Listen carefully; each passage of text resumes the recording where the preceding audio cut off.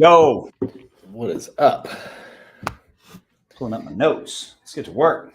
You got notes. I love it. Yeah, I always have notes. I'm smart enough to pull them up beforehand. Podcast. Love it. There we go. Happy 2024, brother. Yeah, happy Whoever chooses to 2024. watch.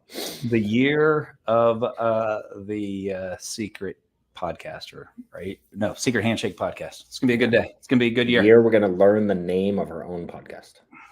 Well, goal number 1, I'm gonna write down. We'll make it happen. I love it. Hey, I created it, so I don't know if we've told everyone this yet, but when we met. I gave him a little sneak peek. This is what I want you to put on your notes if you don't have it already. Okay. Remember the interview you did last week that we learned about while you were sitting here in my office after you said it 4 seconds later? The interview you did last week. Yeah. Okay, write that down. So when I was telling them a little preview of some of the stuff you and I did from our dinner, I was like, should I tell them this? Should I not? And I said I was going to, and then I forgot. So I actually never said anything. But during that dinner, you were like, this is my perception. You were getting on to me about how bad I suck at marketing. Yeah. And that's how I received it. And, and then we started talking about the podcast and what we were going to do there. So I went, for those that watch it, and we're starting to get some more following, dude, which is kind of cool. Yeah. I went and put it like on real podcast platforms. Yes, you did. So we're like a real podcast now on like iTunes. Yeah, like I learned how to do it on my own. I went and spent a couple days Googling crap, and we put it up on audio and video, and it's out there wherever the hell you can register. I don't know where to send you, but y'all know. You go to whatever podcast and Google it, and it shows up, which is pretty cool. That's super cool, man. Good job. Yeah. Appreciate it. Another thing we'll be doing in 2024 is wearing matching shirts. Yes. Every week. The sticker fell off mine. Right. Show them yours. Come on. Yeah. I buy all my shirts on Etsy. Do you? Yeah, I do, because nobody else has them. And it keeps me from having to go to a mall. So I always wore these shirts that would say shit like determined as AF or whatever. All these like saying shirts. I get on the Instagram algorithm, the ads, and I buy them because I like them. Mm-hmm. And I like the dude who, the one I buy them from mostly. And then I realized, like, why don't I just make my own shit? Because of like the things I say that I believe in that I would do, do more and get shit done, whatever the things I do. So we put together a little merch store that I've not put together, and I ordered some of the stuff. Right. I'm like, oh, this stuff sucks. So we're like editing it now. So I'm learning like how to do this thing. So I had to go into the store. I'm literally doing this on my own. And I called the team and I'm like, I need help because I'm not good at this. Right. And so we went into I think it's Shopify or whatever. And the type I picked weren't good. So we changed it to be like stuff I would actually wear, not like cheap crap. They got this Bella Canvas brand that I like. It's fire. So I'm gonna start wearing some, but it's gonna be my shirts. Yeah, I like that. Shit. Yeah, I like that. I got this guy that does that, and your team can go on and buy them with the logos and all the stuff. And I never finished it. Nope, I finished mine's on the website now. We're tweaking it to make it work. Yeah. So I told them last week, I'm going to get better at this marketing thing. Good. I can tell. Yeah. I saw that. Yeah. Proud of you. Yeah. So God talked to me on Christmas Day. Okay. Yeah. I know that sounds weird. But I don't know another way to say it.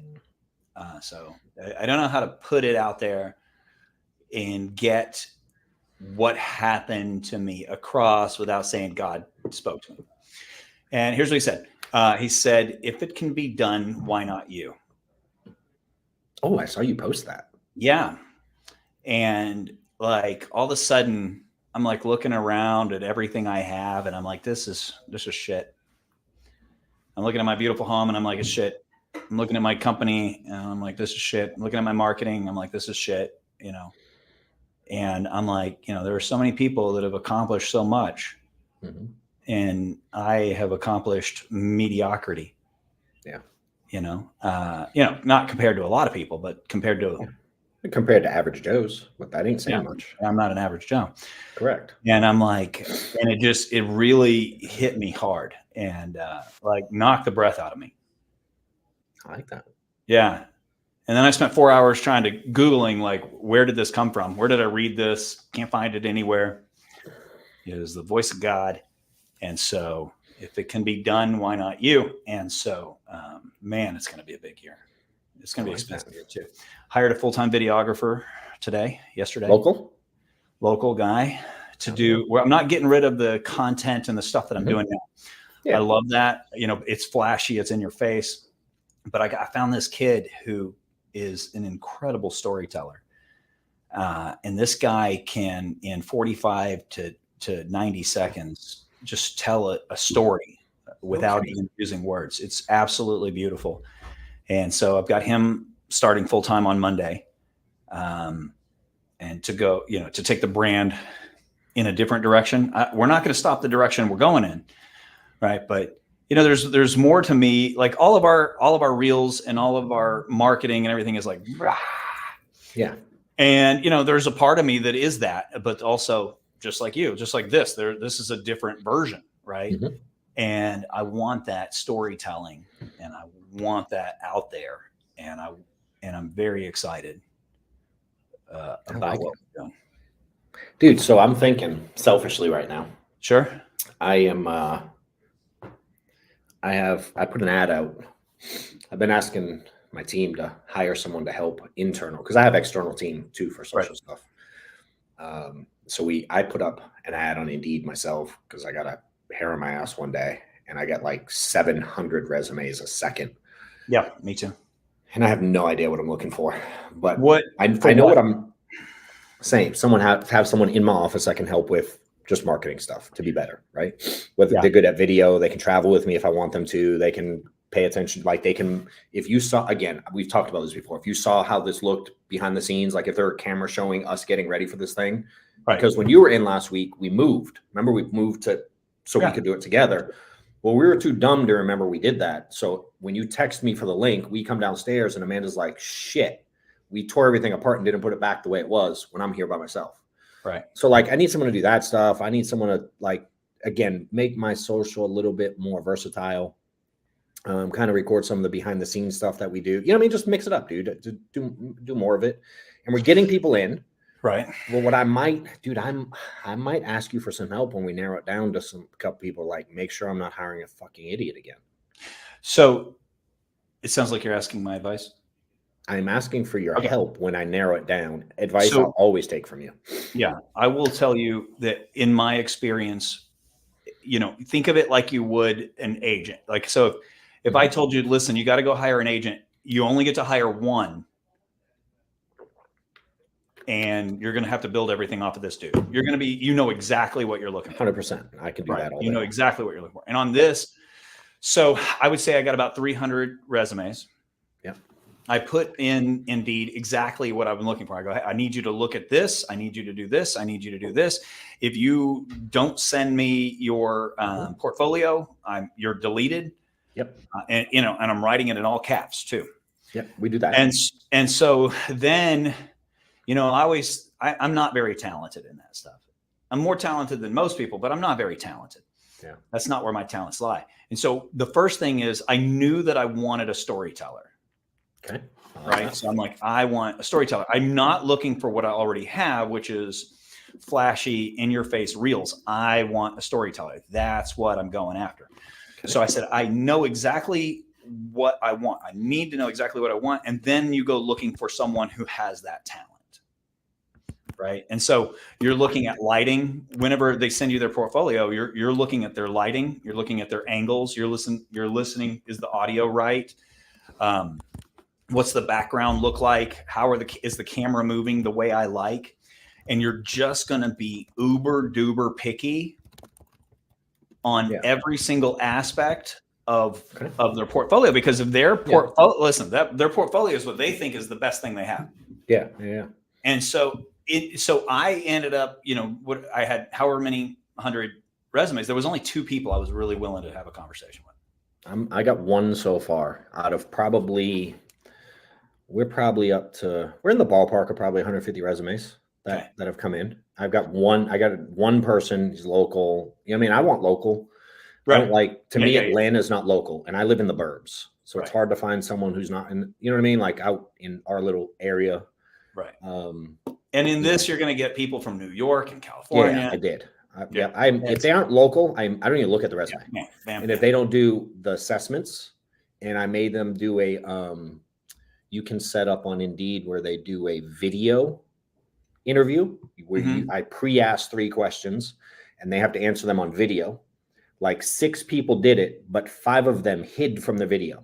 Only 1 dude did it live where I could see him interaction. He had notes, kind of showed the site. It was like he actually did what we asked. I got 1 out of 150. Now, I don't know if he's going to make it to the next step, right? But so then I brought the guys in, and I'm like, listen, in what I'm looking for, I'm not looking for somebody to work with me forever.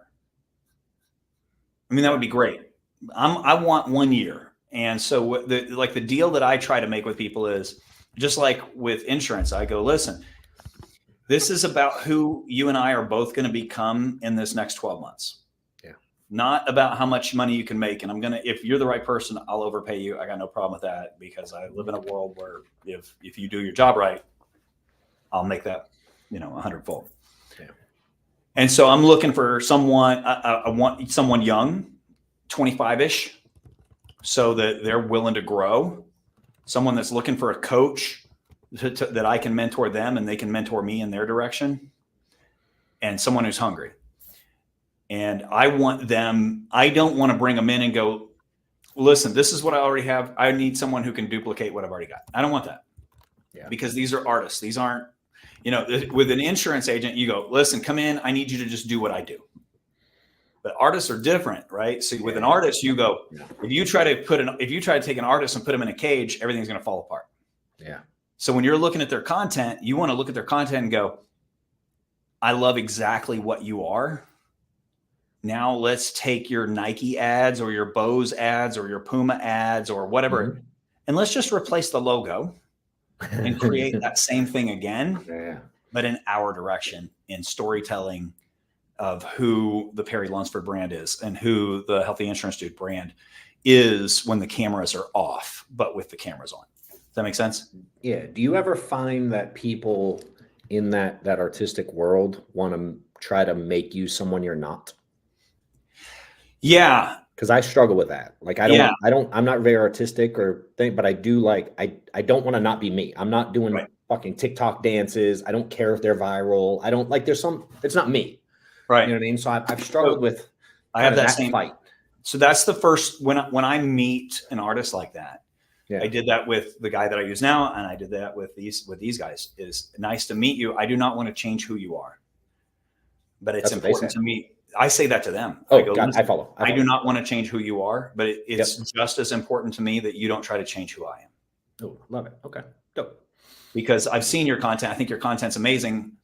But also when I look at your content, I see a lot of the same thing. And I see everybody appears to be the same character. Yes, which I don't want.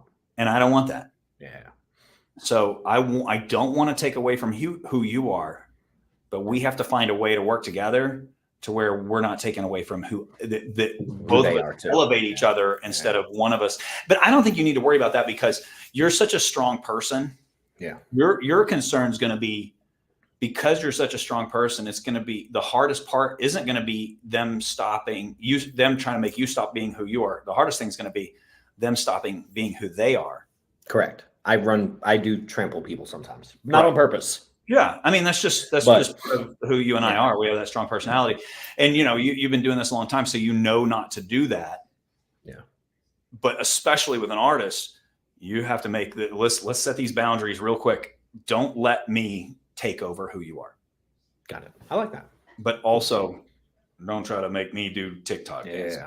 I like it. But I don't think you need to worry about that. You're not going to do something that makes you uncomfortable. No, I'm not. But I'm like, we've had them and they're like, well, this is viral this week. And I'm like, I don't care about viral. But I'm not interested in that. I'm not interested in being viral. I don't either. I'm not either. I'm interested, and I've always been this way. I'm interested in painting a picture of who Perry Lunsford and the Healthy Insurance Dude is. Yeah. That's what I want. I'm not interested in TikTok, and I don't need to be viral because I market, right? I don't need, is that nice? That'd be cool. Sure. Yeah. Great. If it happens, great. But I don't wake up every day looking at how many money views I have. I'm paying money.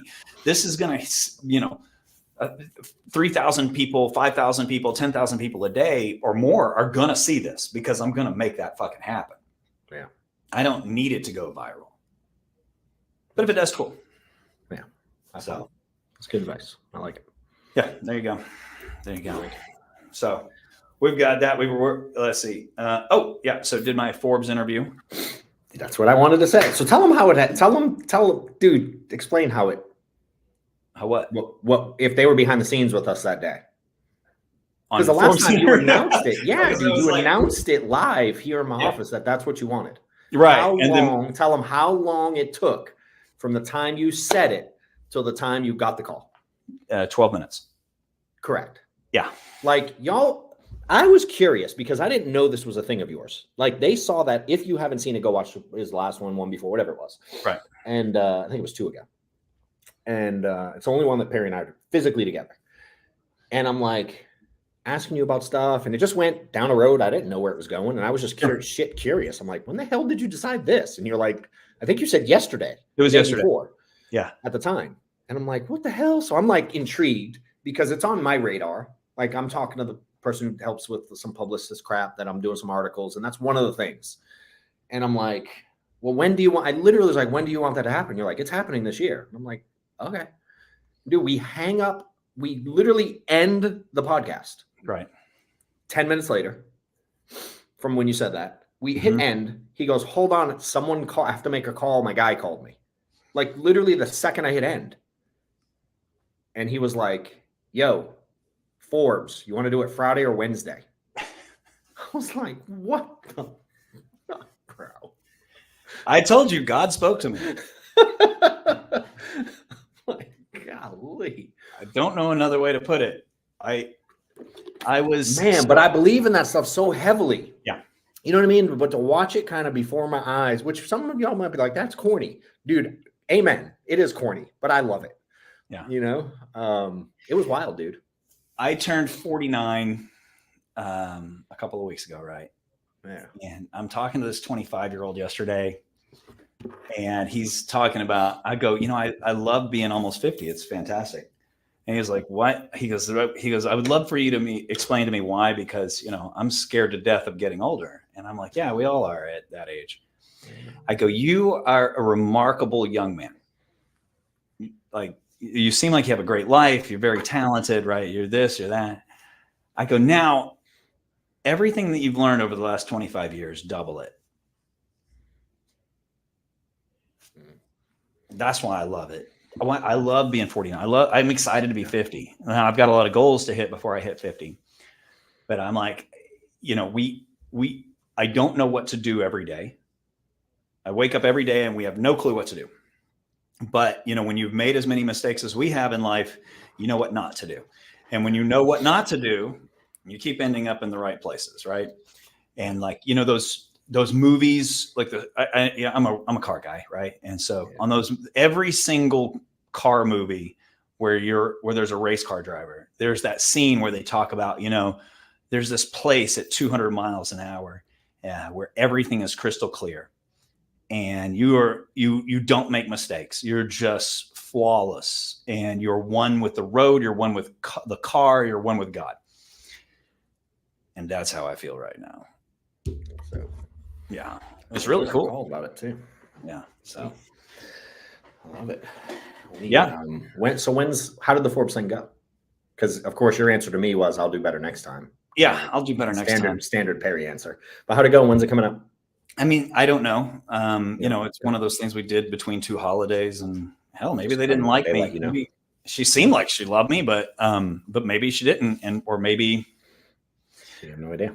I have no idea. Maybe it never hits the shelves, and it was just an experience and an opportunity to be better next time. I love it. My wife's like, that was wonderful, and I'm like, I love it. It's first try. Yeah, I feel my pain, dude. We'll do better next time. So you worked all break? I mean, I didn't go anywhere. I didn't work the entire time, but I work just that's who I am, dude. I get bored. Right, me too. I always tinker with something. I'm always working on something. So I definitely, again, I worked on just a few things we talked about.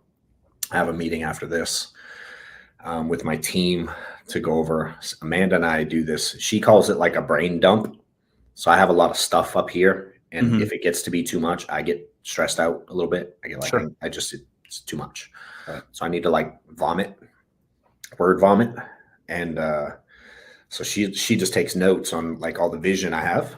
And then we try to figure out, it's almost like doing goals in a sense, but not really. But it's just kind of vision stuff that I have that I want to get out and start working on. So we're going to meet on that. And then we're going to review the previous 2 years. Like she saves them every year. Right. So I feel really unproductive a lot by nature. Like I don't feel like we produced a lot of what I wanted to produce last year.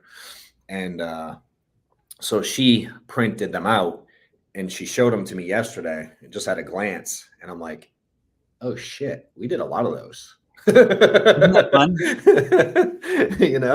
So she does it for her. One, she wants to help. Yes. But two, she wants to kind of ground me as well. Cause she's like, dude, look, we did do all this stuff. Right. So we're going to meet on that. A lot of it is about kind of the marketing side of things. Cause again, the insurance side is relatively easy. I don't find that much of a challenge anymore. So we're going to meet on that. So I did a lot of like just thinking about that during the week off. I worked on some automation stuff because it's who I am. Right. I actually built which I want to get your feedback on. I'm going to send something to you. So I made obviously like a numbers guy and kind of a nerd. I'm an Excel geek, like Microsoft Excel. And a lot of what I did early on in my career was to figure out who I am as far as production wise through numbers, tracking my numbers.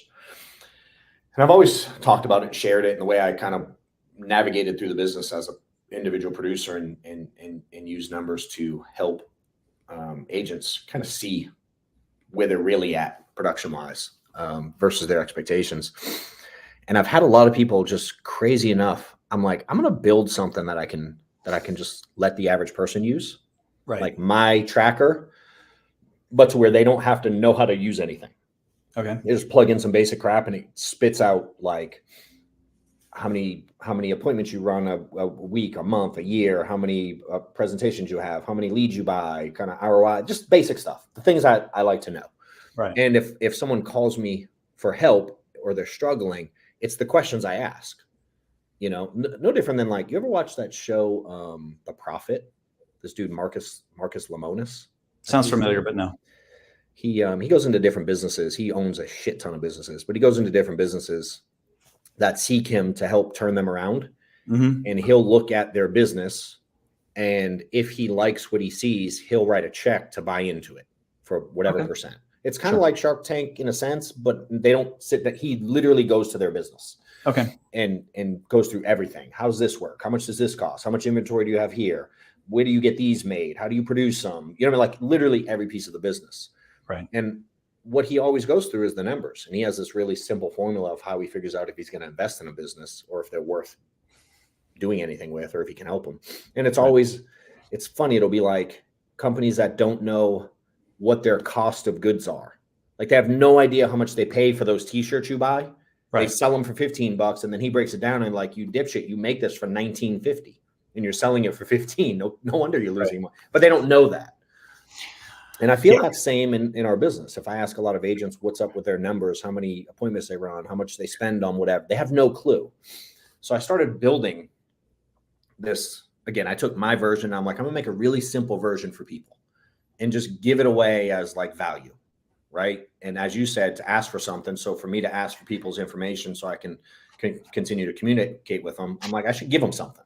Right. So I build it over the break, and it took me a few hours, nothing crazy.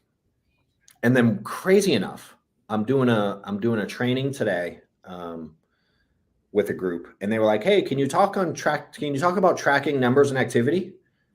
And then our FFL convention is next month, and they announced the agenda yesterday, and I'm doing how to track your numbers. And I'm like, dude, what the hell? So I build the thing, and then just coincidentally, 2 people asked me to teach on that thing I built. So I spent a lot of time last week doing that. Right. Just not only building it, which didn't take crazy long, but like making sure it worked and testing it and kind of working on the presentation of it and stuff like that. I mean, I want you to see it because I think it'll apply to all lines. Sure. It's pretty generic stuff. Y'all make phone calls, you buy leads, you do presentations, and you have numbers. So I'm like, I think this will work for about every line of insurance. Sure. And help people really see their business from a different perspective. So I don't think it's just insurance. I mean, so back to what I always talk about, it takes 4 things to build a company. You don't need 4 things to have a company. You need 4 things to build a company: marketing, sales, leadership, sales, marketing, and accounting and analytics, right? Yeah. That's the accounting and analytics part. Yep. And so the night before I came to visit you, I'm sitting in a room with a group of people that own a pretty big marketing agency, and we don't work together, but they're a better version of what I am, and we were talking about sales, and they were like, well, we're having these problems with our salespeople, and the fact is, sales is sales, right? That tracking thing works no matter if you need to sell more people mowing lawns or on marketing or life insurance or health insurance or cars, like whatever it is, it's a numbers game. The Alex Hormozy, $100 million leads, you can shrink that whole book down into one sentence, which is, if you have a good product and if you know how to sell, then your only problem is you need more leads. Yeah. And the only way to get more leads is to have more action. Yeah. And then to track the shit out of it. Yeah. Makes sense. Yeah. So I'm gonna give it away. I guess my point is, we're trying to today to. So I had a call with the team that does the website stuff, and I'm like, how do we make one of those things that like when you get there, it pops up like, hey, get a free tracker and put your hit. So we're like literally going through how to. That's what I've been doing this week, is trying to figure out that side of the marketing. Now, what I'm doing with it, I have no clue. I actually have no plan. I don't have anything that I sell people. You know what I mean? Like, I just want to help, and then it'll lead where it leads. You know what I mean? Well, you need a plan at some point, but yeah, I do, but I don't have one yet, other than to give it out, and we'll have certainly people's information that are interested in listening to the shit I say. Right, and then you're going to put them in the emails. And for sure. Yeah, we're creating a newsletter, so we're gonna do a little newsletter thing to put. And again, who knows what we do with it? I have a short-term plan of what we're doing. I don't have a very long-term plan yet. Yeah. So I'm more of a like, let me just do it because you said I suck, and then we'll figure out the next steps over our next few meetings. We'll figure it out. We use the word goals a lot, and with it being January 3rd or whatever it is, everybody talks about that word a lot. Man, I don't really like that word. Okay, why not? I've just always been able to my entire life just decide something. Agreed. And then it happens. Like, do you ever see the movie The Ladies' Man? No, I don't think so. Oh, it's one of the greatest stupid comedies of all time. Really? It's a Saturday Night Live thing. Anyways, in that, his whole life falls apart. And they're like, well, what are you going to do? He's like, well, I'm going to have sex and wait for something random to happen. But for me, it's always been like, I decide I'm going to go. I'll just decide, and I don't know how we're going to do it. I'll decide I'm going to sell more insurance in a week than anyone's ever sold ever. And then I just do it. Right. So 2024 decisions, not 2024 goals. Yeah. I mean, it's like, to me, there's no, where our goal is this year. This is what's going to happen this year. Perry, the Perry Lunsford brand and healthy insurance dude will be a household name. I'm stealing that. Well, you can tell people all the time that Perry Lunsford and the healthy insurance dude are going to be a household name. Yeah, I mean, it's just always been that way for me. I just decide, and then it happens. Now, it doesn't happen, you know what? Magic. It happens. I'll give you credit too. What's that? I'll give you credit too. You don't have to give me credit. I'm going to, though. Thanks, man. Well, that's just us bragging that we're friends. It is 100%. Yeah.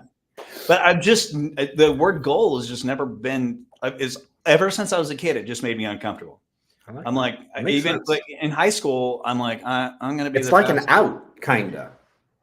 Like using the word goal is kind of like an out. So if you don't hit it, you're like, hey, it was a goal. I tried. Yeah. I mean, it's hard when if your goal is, if it's something. I'm a goals guy too, but you made me look at it different right away. Yeah. I mean, you didn't say I have a goal of going and pretending to hike the whatever mountain. You said, I'm going to go do this. That's not a goal. The only thing that would prevent you from it is a broken leg. My thought is the same as yours, but my words are the other. I use the goal word, but my thoughts are like your thoughts are the same as mine. Yeah. Like, so when I was a kid, my grandmother gave me this tape. There was 2 tapes, and they were both these sports psychology tapes. Yeah. One was on memory, and one was on sports psychology. And I would listen to them every single day because it would put me to sleep. All right, and so. But for years, I listened to these goals or these tapes, and it was in the sports one was all about just making a decision that you were going to do something, and then you don't need to know how you're going to. You're just going to do it. And I would listen to this tape every single night, and it would start by hypnotizing you. You ever hypnotized yourself or done that? I don't think I can be. No, it's not like the hypnotize like in Vegas, right? No, it's just getting your brain. It's more like meditating. So it's more like getting your brain to a place. I want to do that. I've not figured out how yet. I've tried some apps, and so no, I've not been successful at it. So well, if you do it for 5 years straight, every single night from the age of 8 to 13, you get there. You get it. Yeah. But those tapes, I really feel, are part of what defines who I am in life. Makes sense. That my grandmother gave me. So I don't know. And I would just listen to them on my jam box every night. And it was all about, and it's stuff that we talk about every day, right? Which is, if you say in the memory one, if you say, I don't remember his name, you don't say that. You say, I'm having a hard time recalling his name at the moment.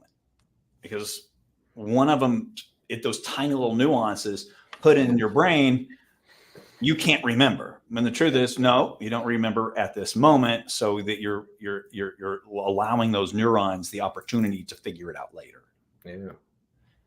And that's kind of the way the word goal has always. I think it's that tape, and the word goal has always. Every time I hear it, I'm like, ugh. It's just like it's an out. If I don't, when I first started in this industry, and there were really no successful people in Texas in my brand, in my area, in my world, and not what I would consider successful. And I'm there about 4 or 5 days, and they're like, "Oh, see, there's this dude in Florida who just bought a McLaren." And I'm like, "Oh, that means it's real, right? If it can be done, why not me?" Yeah. And so I reached out to the dude in Florida on Facebook, and he was kind enough to reply. And I said, "Listen, I know you don't know who I am, and I'm a nobody to you, but I just have a question. Congratulations on your McLaren. How long have you been here?" And he said, "I've been here 2 years." I said, "Thank you for that information. I will have a Ferrari in 1.5 years." Yeah. I didn't know how, but I got my Ferrari in 1.5 years because it wasn't a goal. It was just something that was going to happen. You got to do it. Yeah. I love it. I wonder if anybody else is learning from this crap. Yeah, I don't know. They need my grandma's tapes. My granny's tapes. Maybe they do. They just need to make shit happen. It just happens. But it didn't just happen, right? We make it happen. But that's that's who you and I are. That's why we you know what else I did this week? What'd you do? I played golf a bunch.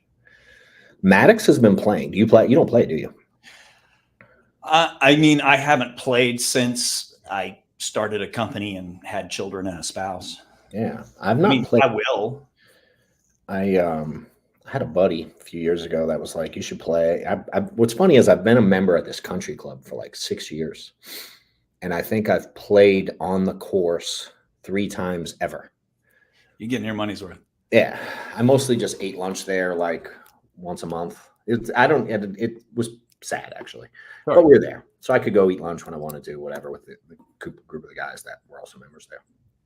And last year we moved like 3 minutes before I was like 45 minutes away.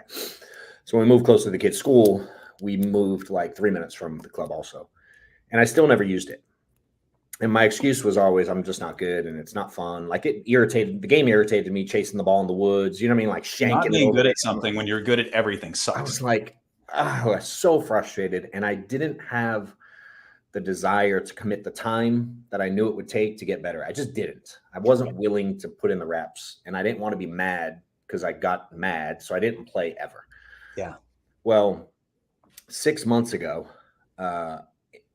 so at our school, there's some people with money, dude. And there's some bougie kids that play golf every day. Then they're like 10, 11, 12. Like there's some little kid golfers that are badass. Right. Well, Maddox's little friend group started getting into golf. A couple of kids made the golf team. Apparently our school has a golf team. I have no idea. And so some of them start playing. And one of the kids he's really close with, he actually lives in the neighborhood of the club. And he gets to like just take his golf cart from his house and drive over and play whenever he wants. So Maddox gets invited a couple times. And I've not seen Maddox get hooked on something like this ever. That's cool. Ever in 12 years. That's cool. That's super cool. Like I wanted him to have that in baseball to where he always wanted to play. Right. And he likes playing the games, but he does not like practicing. He doesn't want to go to like lessons much. He doesn't really want to go to practice. He'll do the practices because the coaches obviously are there. Right. But if I try to get him additional lessons, he gets somewhat annoyed. So I don't want to. Isn't it annoying that your children don't want you to live vicariously through them? Yes. Yes. It's annoying as shit. And I don't care what he picks, but I'm like, dude, you should do more of it. And I know I can't teach it. I have no business teaching him any sport. You know what I mean? I know how to somewhat play one. I certainly don't know how to teach one. So I'm like, hell, I'll pay for lessons so someone who knows what they're doing can teach you. Right. But I'm smart enough to not push because I don't want him to quit because I push him, you know. But golf, dude, he has become straight obsessed. No shit. That's awesome. Dude, he goes every day after school with his friends. Now, I was allowed to play with him maybe for like 6 weeks. We'd go like once a week. Now he's like, hey, Dad, can you bring me to the club? I'm like, yeah, can we play? He's like, no, I'm playing with Miles and George. Right. You're too slow. Dude, so I'm not even allowed. I'm not even, and they walk. So they won't let me play with them now. So I'm like, well, hell, I'm here dropping you off. I may as well play. Right. So I've been playing like just by myself. Okay. 9 holes. I can't play 18. I don't have it in me, but I can play 9 in an hour and a half, whatever it is. Right. And so I've been playing 9, and I'm like, relative to if you take all the people that suck, I'm like, I'm getting halfway decent. Nice. All right. And so we're playing this week. How cool you to find that? Yeah, like I'm actually having fun. So I'm like, oh dang, there might be something to this game a little bit. I don't know. So we're playing this week, and Maddox again wants to go the other day, and on New Year's Day. And now the club's normally closed on Mondays for whatever reason. But so he's like, can we go play golf? I'm like, dude, it's Monday. He goes, yeah, they're open. It's New Year's. So they opened for New Year's. So I was like, okay. So I drive him over, and it's cold as shit. It's like 30 degrees here. Right. Windy as all get out. So he goes and play. I go play. I finish 9. And he'll stay, dude, for like 8 hours. They'll do the driving range. They got a little putting green they do. They'll play 9 holes, 18 holes. They'll do the putting. Him and his buddies just hang out there. They play pickleball. They go eat in the club. Like they hang out at the club the entire day. Right. So I finish my 9. I'm like, yo, where are you? He doesn't answer, which is pretty standard for a 12-year-old. Right. And I'm like, do I go? I'm literally leaving the 9th hole. And I'm like, do I go find him? Do I go home? Like, I'm trying to figure out what to do. And I get a call from Miles' dad. He's like, yo, can you go find the boys? Maddox is crying. I'm like, what happened? He goes, well, they're dicking around, I think, by the lake. And Maddox dropped his phone in the lake. And I'm like, oh boy. So Maddox is he's like the most responsible child on earth for his age. Like, he doesn't lose anything. He doesn't forget anything. If he's like, I left this here, we believe him over ourselves. Okay. I'm like, nah, dude, you left it at grandma's. He's like, no, it's in the backseat. I'm telling you. He has a history of just being very responsible with stuff. So I'm like, this kid's going to be devastated. So I'm driving around. I don't know the regular course. They got 18 hole course and a 9 hole. I played a 9 hole. 18. I don't know how to get around. I don't know where the holes. I don't know the numbers. I don't know anything. Right. So I'm trying to find him on the Life 360 thing, which is in the pond. I'm trying to call Miles. He don't answer. So I'm driving around trying to find the kid. And I'm like, he's going to be crushed. And now I'm like, now how do I handle it? As I'm driving over, you know what I mean? I'm like, right. Am I supposed to be mad that he lost his phone? Like, you know what I mean? Like, what do you, right. And I'm like, I don't want him. I know he's thinking I'm going to freak out. Right. And what I dislike is Maddox has some memories of like, he mocks me a lot. And like, I, especially when I was younger, but I can get like angry over shit I shouldn't get angry over because I don't have time to think. And he'll like, remember this time when I was 4 and I threw the football at your nuts and you got mad at me and you yelled and I peed myself? Like, he tells the story all the time. Right. So I'm driving over and I'm like, finally he calls me back on Miles' phone. I'm like, where are you? He's like, I'm on hole 8. I'm like, well, where's your phone? He's like, on 6. And I'm like, can you go back to the phone so we can find it? And most of the water, like when you hit a ball, there's like a ledge and it's water. You can go in and get it. Right. So I finally get to him. Dude, he's like snot face down his mouth, like shaking. Mm-hmm. And he got this ball where you can find the ball in the water. Like, you stick it in the water and scoop it, whatever. It's like 10 feet long. He's literally scooping it down there. And I see him and he's standing on the edge. There's this piers, like those wooden piers, like whatever those walls are called, sure. Retaining wall.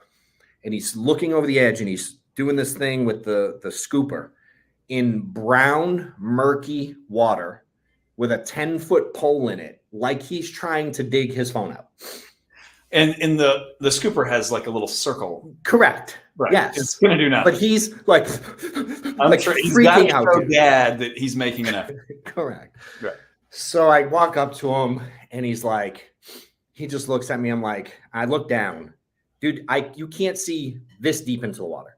Right. And it's not at the edge where you would see a ball. It's like it fell off a cliff and into 14 feet of murky pond water.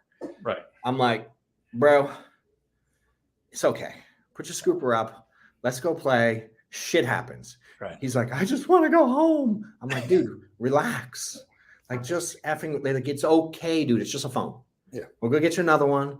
Yeah. It's all if good. It was the 4th one, we'd handle it different. Correct. And that's what I told him. I'm like, dude, you're so responsible. Like, what happened? He goes, I was running he was jogging with his little cart pusher, whatever it's called, the thing you walk with. Yeah. And it hits like a little stump and his phone jiggled out. It hit the ground and it fell in. No. And I'm like, bro, I mean, what are you going to do? So we finished 3 holes. I get him to like wipe his face off. He starts playing. He does not want to play. I'm like, dude, we're going to finish the 3 holes. It's okay. Like, relax. So we finished 3 holes. And I spent New Year's Day. We drove to 4 different AT&T stores to find one that had an iPhone 15 in stock. So he could have his phone back and like communicate with his friends. And the whole time he's like, Dad, we don't have to go if you just want to do it another day. And I'm like, bro, if I handle this wrong, this is going to be one of those memories where you're like, remember that day and you were an ass because of the stupid phone? And I'm like, dude, I could buy 12 million phones. Who cares? Right. Fortunately. Right. So I was like proud that weird enough that he was upset over it because he's not like a spoiled little shit that he actually thought he was not going to get one. Because I wouldn't buy him the iPhone 15 for Christmas just because he wanted one. Because he had the 14 and it worked fine. So it could be a really good ploy on his part.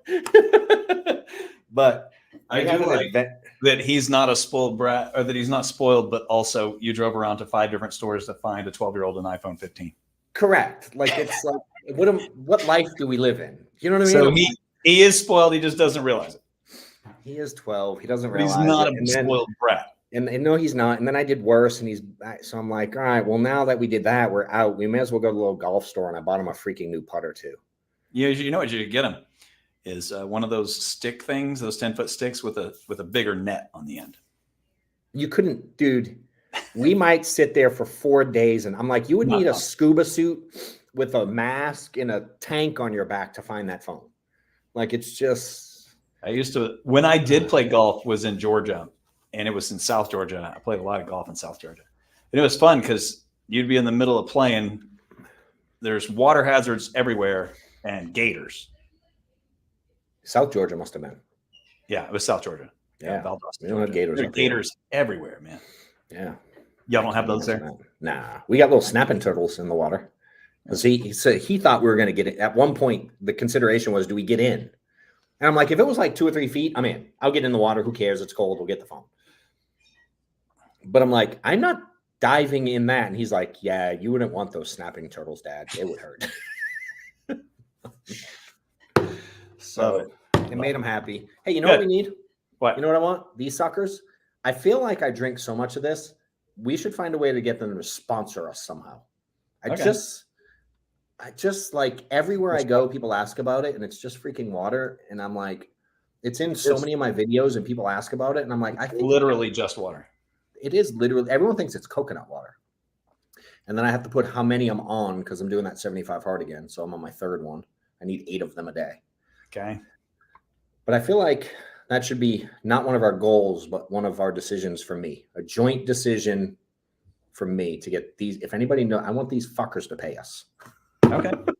Or give me free water. Yeah. How much do you want them to pay you, John? Oh, bro. Can I name a number? Yeah. I'm like, well, it worked. I'm going to go buy some of that. It works for us. Do you know why we get it? Why? Did I ever tell you? You don't know? Did I ever tell you?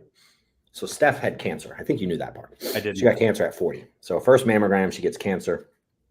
And she's fine now. For those that always, I used to not like tell that part to the end of the story. And I'm like, no, she's fine. 6 years. So she gets cancer. And as you go through that process, part of it, they do testing to figure out why, I guess, like what type and why and how it started, whatever. So she got like, it's environmental cancer, I guess, is what they told her. Sure. So environmentally caused. So she's really like particular to make sure whatever she drinks from or eats from isn't whatever would cause that. I'm really ignorant with it. So I don't know what it's like. So it's like vegetable stuff.